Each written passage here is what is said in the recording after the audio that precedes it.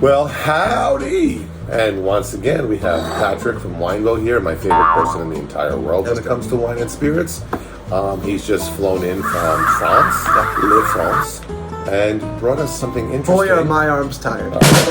That's not from flying, though. I'm just saying. He was busy teaching me about this wonderful wine called like Carbonic Machinations or Macerations. So close. Getting there. Maceration. Yes. So today we're going to talk about orange, natural, minimal intervention, because people keep coming into the store and go, I'd like some orange wine, not natural. I'd like some organic, but not orange. I would like pick a title. So today we're really going to talk about a minimal intervention wine. A lot to say, but it is carbonic maceration. Yes. Not machination. It's not a plot to change the world. It's from Beaujolais. Yeah, so this is a Beaujolais Blanc. This is a domain that has a lot of relationship with Domaine du Beaujolais, which is one of the most respected biodynamic. What? Dua Lipa? Dua Lipa, yes. Domaine Dua Lipa. Domaine Dua Lipa. Du Beaujolais. One of the most respected biodynamic producers in all of Beaujolais. This wine is...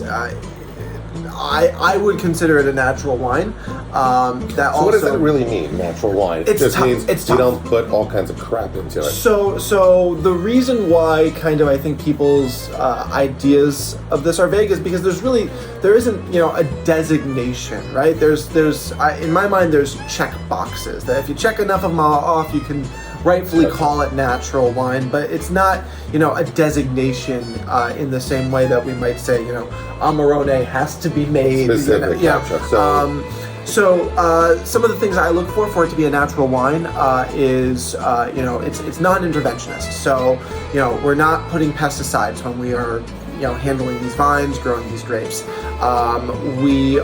Once we harvest those grapes and bring it into the winery, we're not adding yeast for fermentation. We are letting natural fermentation occur. So what's on the plant is going in. Exactly, right? The natural yeast that you can, that bacteria that you can find in the cellar and on the skins, that's what is causing a spontaneous fermentation. And then once it's going into bottle, unfining, unfiltered, not adding any, additional sulfides, not... so no fining agents, no specific proprietary yeast. No fining out of, Gotcha. your sediment.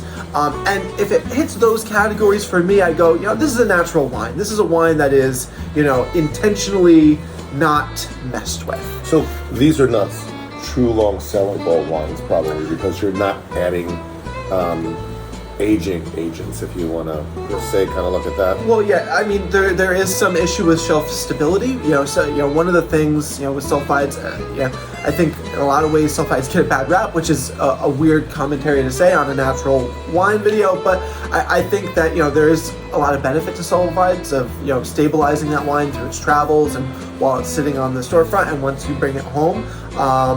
But that is not to say that it is the end-all and be-all, and there's a lot of great wines that hold and present super well without those additional sulfides being added into the bottle or the sulfur. So when we have a Beaujolais Blanc, because it's from Beaujolais, this can be Gamay, it can be Pinot Noir, it can be Chardonnay. So Beaujolais predominantly for red is Gamay. Predominantly for white is Chardonnay, which is indicative of the broader Burgundy region for which it And are these relatively new to the market? Because I have not seen any Beaujolais Blancs from me per se. This is the first one I've seen that you brought to my attention. Right. So they absolutely do exist. They are definitely second cousin to the Beaujolais Reds as far as production and consumption, but they are a force to be reckoned with all the same, and can make some really, really good wines.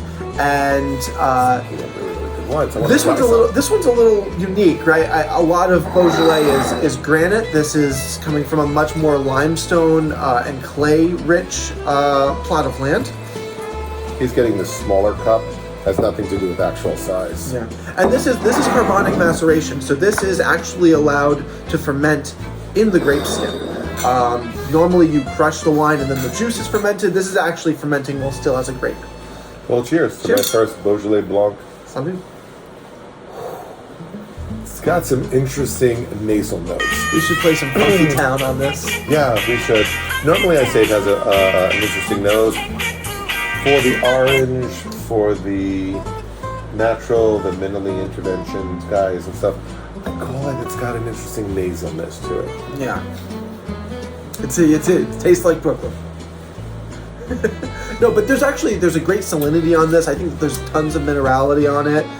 And the fruit is like this, like, kind of like just this nice ripe, like pear. Right off the bat, it reminds me of a fantastic Scrumpy U cider without effervescence. To me, this tastes like it's almost apple and pear in quality. Yeah, absolutely. It's rich. This is pure green apple, light, very young. There's some really good vegetableness to this. It's a complex wine. It's easy to drink, and I think that a lot of times there is this, category of people think natural wines. It becomes slightly masochistic. They think that they have to, like, it has to taste super weird, super funky. I think that you can still have a wine that's non-interventionist that can still taste fresh, focused, mineral-driven, This balanced. is actually it's really interesting. Yeah. On second taste, I like it. Yeah, it's just really interesting for me because it's got some interesting earth notes to it on the nose. Say interesting one more time. Interesting. Yeah. Interesting. Yeah. This has a masochistic maceration, if you ask me, in a good way. So, wow, we should have a wine line called like S&M Wines. Oh, with like leather wrapped around the bottle. And it could be something like, I don't know, I've got to come up with the name now. This is very interesting. Because as soon as you said masochistic, I'm like, yeah, it's got some masochistic notes. Masochistic maceration could be an entire new thing. If anybody wants to help us come up with how the grapes will be procured in the vat, Our first wine will be called Safe Word. can we have the R being backwards or the D being backwards? Yes. Say, that's your way out. Let's not put the D backwards. That sounds painful. I just heard that in my own head. Cheers to that. That Cheers, just sound. Well, here's been another fun moment in time with me and Patrick talking about wine and then going off the deep end sometimes and talking about other things. But a little note on just some really fun natural orange kind of wines and stuff like that people are asking for. This is going to be a new fun one that we're going to be carrying. Very easy, very light, not expensive. So come on down, let us show you all of our natural wines and our orange wines. And it actually matches you. You got a little bit of the orange going on there. Technically, I don't think that's an orange wine. But anyway, another fun segment. Try not to bore you guys. Try to make it fun. Questions, comments, email us, call us, talk to us, stop by. We can walk you through anything. Until the next time on YouTube, we will see you. Please let us know if you want to join in on the masochistic maceration process. Thanks, guys. What would your outward be? Oh, papaya. Papaya? I think mine is going to be aubergine. Oh, pumpernickel. Oh, aubergine? Aubergine. That's gonna be hard to say. Yeah, well, if your mouth's full, it could be. Anyway, you guys have a great start to this wonderful winter and new year. Cheers, guys.